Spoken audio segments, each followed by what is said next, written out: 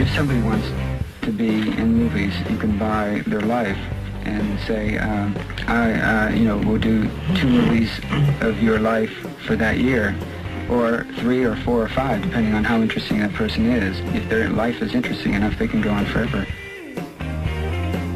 In '65 at the Silver Factory, the tempo took a change when Edie Sedgwick came in from Boston with her Harvard clique and to be the new girl of the year. Jane Holzer was really the first girl of the year, and she got coverage about that. But Edie came in at like this angel out of a cloud of blue, just with the lightning strikes around her. She was so poised, such a director and actress at the same time. She had this poise of complete composure, and when she walked into a room, everyone was on point. I think it's sheer beauty. She had sort of a gamine look, very long legs, very pale face, very pale lips, and a waif in a way. Time sort of stopped when you were with her. I think she may have been the very first of the great superstars. And she came to New York, and Andy Warhol took a look at her at this Lester Persky party, fell in love with her. Of all the superstars drawn into the orbit of Andy Warhol's career, none would match the brilliance with which Edie Sedgwick blazed across the firmament of the factory in 1965. From the very start, the ravishingly beautiful, deeply troubled 22-year-old heiress held a special fascination for Warhol, with her pale good looks, aristocratic pedigree, and restless, drop-dead charm. With a deeply addictive personality and family shadows that included a predatory father and 2 brothers who had killed themselves less than 10 months apart the year before, Sedgwick had more problems than anyone I had ever met, Warhol said. Gerard Malanga called her the personification of the poor little rich girl. She was an enchanting creature. I helped do a book on her, really to find out why, at the age of 28, she died. The girl with everything on her way, this amazing beauty, very gifted in a funny way, an artist, could have been a good actress, I think. But then she got tied up with Warhol, and of course for Warhol it was a great thing to have this creature to take around. She sort of became at his side all the time.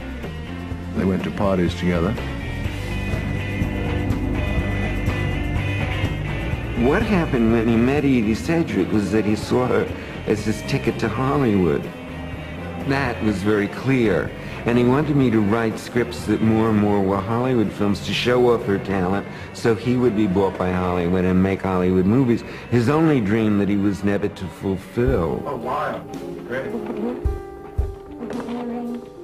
Their first film effort together, a 1-character piece starring Edie as herself, was called Poor Little Rich Girl. Most beautiful coat in the world.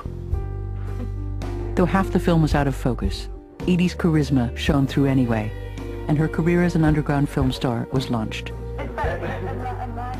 For their next project, Warhol asked Tavel to write a new script for Edie. Something in a kitchen, he said. Something white and clean and plastic. The result was Kitchen. In the film, Edie and her mostly male co-stars drift around the pristine kitchen of a studio apartment, chattering all but inaudibly, thanks to the poor quality of the sound. It ends when one of her co-stars, for no apparent reason, strangles her on the kitchen table, while the rest of the party look on. In what would prove to be in many ways her best film, Beauty Number 2, Sedgwick could be seen sprawling nearly naked on a bed with a handsome young man, while from the darkness off camera, an unseen man lays siege to her with a series of increasingly personal and hostile questions. What do you mean? Say that again. What do you keep asking me what I mean for? You know damn well what I mean. I don't know what you mean. What do you mean? Why would I say, what do you mean, if I knew what you mean? And it was electric. And the extraordinary thing about the film was that there was the third actor, this sort of voyeur figure, very much in a way like Andy, you know, the voyeur watching these 2 beautiful people on this bed, this boy and this girl. And she was very much drawn by him, but also drawn by these terrifying questions being put to her by the man in the foreground, Chuck Wine his name was. And they were very personal questions. How did that sound, Edie? I'll wake you up tomorrow. We'll find another doctor. You can read. I've got Beauty number 2, in many ways, was the high point of Edie Sedgwick's career. By the time it premiered on July 17, 1965, to glowing reviews that certified her status as the queen of underground film in New York, her relationship with Warhol had already begun to sour. She often talked about trying to get close to Andy, a mutual friend reported, but she never could get close to him on an emotional level. Money too became an issue. Though the films seldom made a profit and had to be subsidized by the sale of Warhol's paintings, Edie grew increasingly resentful of his refusal to pay her for her work. Egged on by her friends, including Bob Dylan's right-hand man, Bobby Newworth, with whom she would soon start a passionate affair.